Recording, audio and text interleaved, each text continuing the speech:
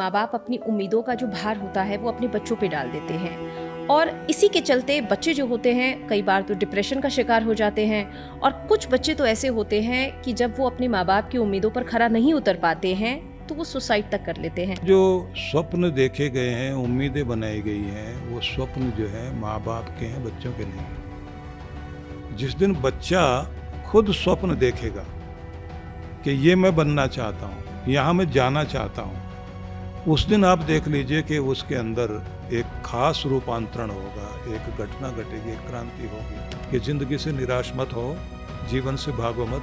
भगवान आपके लिए कुछ बड़ा चुन रहे हैं और उस जगह ले जाना चाहते हैं जहाँ के लिए आप बने हो। नमस्कार, बहुत बहुत स्वागत है आप सभी का हमारे इस खास पॉडकास्ट जागो विद सुधांशु जी महाराज में।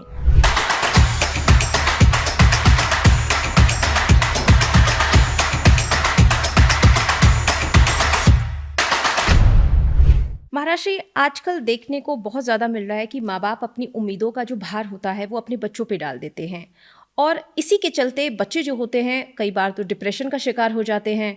और कुछ बच्चे तो ऐसे होते हैं कि जब वो अपने माँ बाप की उम्मीदों पर खरा नहीं उतर पाते हैं तो वो सुसाइड तक कर लेते हैं और फिर एक नोट छोड़ के ज़रूर जाते हैं वो अपने माँ बापों के लिए कि मैं आपकी उम्मीदों पर खरा नहीं उतरा या उतरी तो मुझे माफ़ कर दीजिएगा। बच्चा सुसाइड तक कर लेता है और उसके मन में एक ग्लानि है, एक परेशानी है, माफ़ी है अपने माँ बाप के लिए।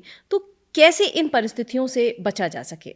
ये आपका बहुत अच्छा प्रश्न है जी जी। जो आज की परिस्थितियों के अनुरूप आपने पूछा है।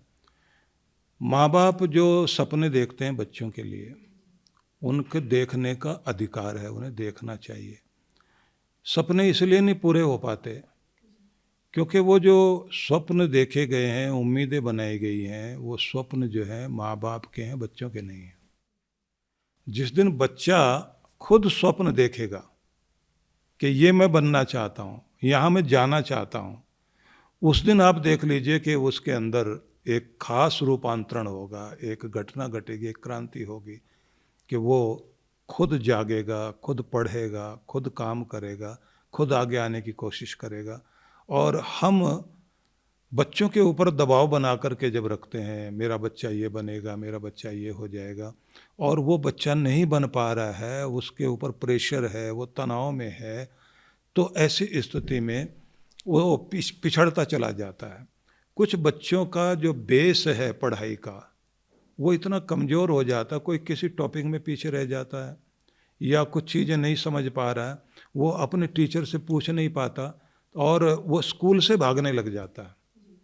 स्कूल से, विद्यालय से दूर भागने लग जाते हैं बच्चे। वो जो है पढ़ने के लिए जाते हैं, स्कूल में जाते नहीं हैं, और कहाँ पहुंच जाते हैं, कोई सिनेमा में पहुंच जाएगा, कोई इधर उधर जाके बैठ जाएगा, पार्क में जो है ग्राउंड में खेल करके वापस आ जाएगा, ज़िंदगी से भागने लग जाते हैं। तो एक तो ये ध्यान रख लेना चाहिए कि आप बच्चों का बेस मजबूत करें, उसके लिए आप एक्स्ट्रा पढ़ाई कराएं, उनको समझें, उनके मित्र बने। माता पिता में से, दोनों में से कोई एक तो बच्चे के इतने करीब हों कि उसकी बात को सुने। और दूसरी बात, बच्चे को कभी भी आप समाज के सामने, लोगों के बीच में शर्मिंदा ना होने दें और बहुत अधिक उम्मीदें नहीं लगाएं। और फिर एक बात और कि आप समझें कि आप किसी को डॉक्टर या इंजीनियर बनाना चाहते हैं तो वो तो एक छोटी सी एक राह हो गई।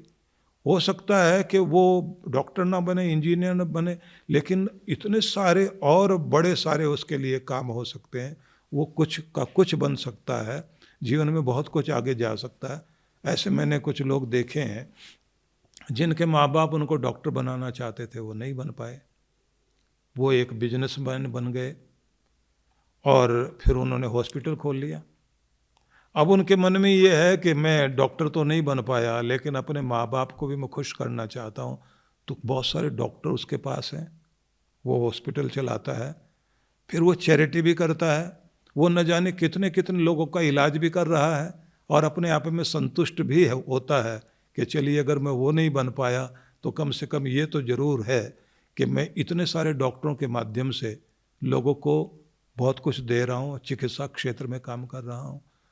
तो बच्चे को ये आपको जरूर बताना पड़ेगा कि सब कुछ यही नहीं है जो हम सोच रहे हैं, तुम डॉक्टर बन जाओ, इंजीनियर बन जाओ, जज बन जाओ, आईएएस बन जाओ, सब कुछ यही नहीं है।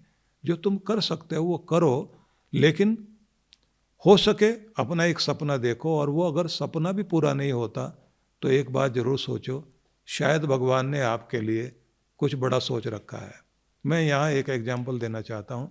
एपीजे अब्दुल कलाम साहब कुछ और बनना चाहते थे, लेकिन जब वहाँ नहीं बन पाए, वो नेशनल डिफेंस एकेडमी के लिए गए थे, वहाँ सिलेक्शन नहीं हो पाया और निराश हो गए थे।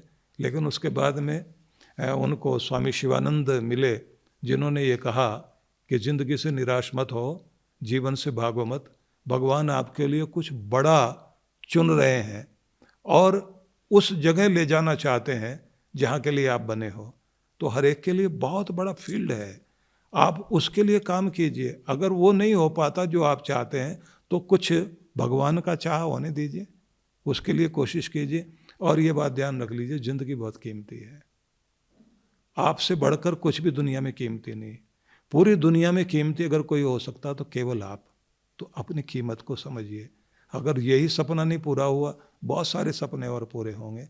आप बड़े होइए, सीखिए, जानिए और अपने आप को निराश मत करें, हताश मत करें और ज़िंदगी का सम्मान करें।